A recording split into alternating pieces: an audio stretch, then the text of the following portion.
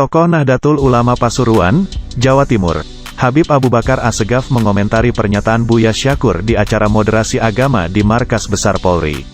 Salah satu pernyataan Buya Syakur adalah Islam bukan agama sempurna. Isinya menyatakan bahwa Nabi Muhammad telah melaksanakan tugasnya sebagai Rasul dengan sempurna. Tetapi pemahamannya bergeser lagi, yaitu beranggapan bahwa Islam adalah agama yang sudah sempurna. Mana mungkin di dunia ada kesempurnaan? Sebagaimana kita ketahui bahwa Buya Syakur adalah pengurus Pondok Pesantren Cadang Pinggan, Kabupaten Indramayu, Jawa Barat. Jadi kalau itu perbudakan masih boleh. Milkul yamin, beli perempuan nikahnya masih boleh. Jual beli manusia boleh. Ya karena tidak dilarang. Ya, jadi artinya bahwa Islam belum pernah sempurna. Dan Nabi mengatakan bahwa tidak akan pernah sempurna, akan dilanjutkan oleh generasi kita setelah itu. Siapa yang meneruskan? Al-ulama. Makanya al-ulama warathatul anbiya. Nah, kita yang meneruskannya. Dalam acara yang diadakan oleh Mabes Polri tersebut, Buya Syakur sebagai narasumber. Menurut Buya Syakur, Rasulullah menjamin siapa yang mendukung persatuan akan masuk surga. Sekarang, ada anggapan orang yang mengucapkan kalimat tasbih, yaitu la ilaha illallah masuk surga. Kata Buya Syakur, menjadi tidak masuk akal. Masak masuk surga dengan ucapan, memangnya film Barbie, memangnya film Aladin. Jadi yang dijamin masuk surga adalah yang mendukung Nabi dalam rangka mendukung persatuan, ucapnya. Pikirannya, yaitu kata persatuan. Makanya, ketika dia menyampaikan visi dan misinya kepada umatnya sebagai Rasul, yaitu adalah mengibarkan benderanya kalimatut tauhid. Kalimatun itu kata, atau kalimat dalam bahasa Indonesianya kalimat kata. Sudah diadopsi dalam bahasa Indonesia sebagai kalimat. Dan tauhid itu, kalau kita konjugasikan dari ilmu konjugasi, itu dari kata wahdah, wahid, satu. Maka ketika dikonjugasikan dengan wazan fa'ala yufa'ilu, masdarnya taf'ilan, maka wahada yuwahidu menjadi tauhidan. Jadi kalimat tauhid itu artinya kata persatuan. Ide besarnya adalah membangun persatuan. Buya Syakur juga menyinggung soal era kepemimpinan baginda Rasulullah yang bisa menyatukan umat Islam selama 23 tahun. Nabi Muhammad, kata dia, sudah menunaikan tugasnya dengan sempurna. Ayat ini isinya menyatakan Nabi Muhammad telah menyelesaikan tugasnya sebagai Rasul yang sempurna. Tetapi pemahamannya bergeser lagi, yaitu beranggapan Islam adalah agama sempurna. Mana mungkin di dunia ada kesempurnaan, ujar Buya Syakur. Kalau itu perbudakan masih boleh, beli perempuan masih boleh, jual beli manusia boleh, sedangkan di Al-Quran tidak dilarang, jadi artinya bahwa Islam belum pernah sempurna dan Nabi mengatakan tidak ada pernah sempurna, dan akan dilanjutkan generasi kita setelah itu. Siapa yang meneruskan? Ya al-ulama, kata Buya Syakur. Beberapa ulama bereaksi atas ucapan Buya Syakur tersebut, salah satunya Habib Abu Bakar Assegaf dalam cuitannya di media sosial Twitter, mengatakan bahwa Buya Syakur adalah sesepuhnya liberal. Agama yang dibawa oleh Nabi Muhammad SAW adalah agama yang telah menyempurnakan semua syariat dan agama yang diturunkan oleh Allah sebelumnya. Beliau berkata dalam sebuah hadis yang sahih, sesungguhnya perumpamaan aku dengan nabi-nabi sebelumku adalah seperti orang yang satu induk, satu sumber. Hanya saja berbeda waktu dan zaman, zamannya, waktunya dan tempatnya.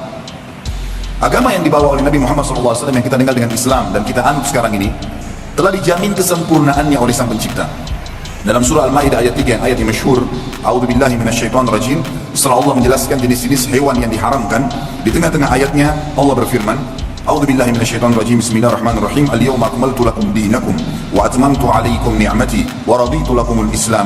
Pada hari ini, tepatnya di hari Haji Wada, pada saat Nabi SAW mengerjakan ibadah haji dan setelah itu beliau meninggal dunia alaihi salatu wassalam, Allah mengatakan, aku telah sempurnakan agama kalian dan juga aku cukupkan nikmatku pada kalian. Artinya kalau ikutin syariat itu, yang halal nikmatin, yang haram tinggalkan, yang diperintahkan kerjakan wajib atau sunnah, yang dilarang haram dan makruh tinggalkan, maka nikmatku akan sempurna pada kalian. Dan aku telah ridho Islam sebagai agama kalian, tidak butuh cari yang lainnya. Pertanyaannya, bagaimana kalau suatu ketika nanti tiba-tiba Islam bukan agama yang benar, bagaimana? Ya, ini. Dan dia lagi sakit, tidak sadar. Ya nggak mungkin dong, benar dan tidak mungkin. Anda harus yakin. Berarti Anda sendiri sudah mulai bingung, nggak bisa menjawab. Nggak mungkin, tetap benar, harus begitu dong jawabannya. Nggak bisa diganggu. Nah kalau Anda mendengar itu, berarti Anda sudah kurang yakin dengan agama Anda. Nggak bisa diganggu, Islam kok bagaimana kalau tiba-tiba Islam nggak benar? Nggak mungkin, pasti benar, sampai kapanpun, pasti benar, harus gitu dong. Pasti benar, harus dengan keyakinan, pasti benar. Bagaimana beragama tanpa keyakinan? Dan itu adalah harus. Meyakini agamaku adalah agama yang paling benar, itu harus dalam beragama itu harus betul. Agama itu adalah tersimpulkan di dalam hati, keyakinan, harus yakin.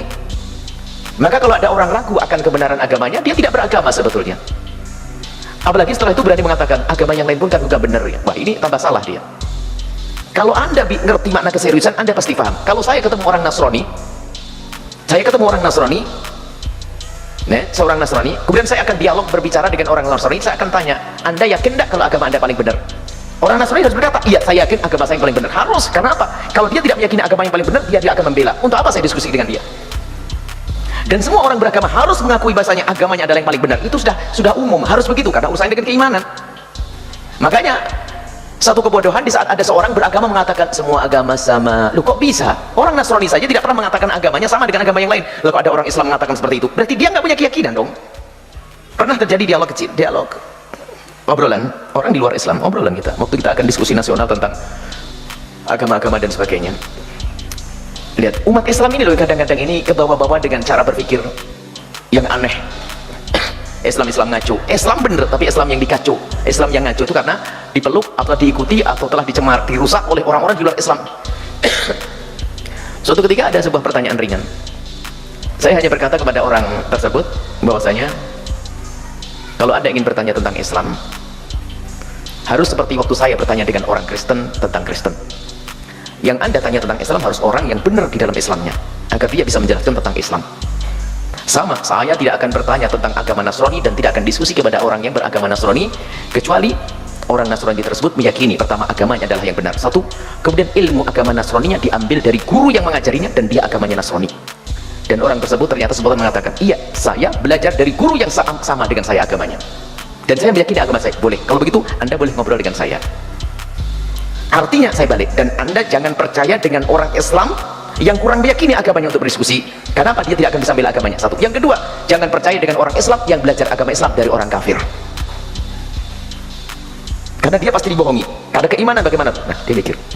Dan sekarang banyak orang Islam belajar agama Islam dari orang kafir. Aneh. Di Amerika,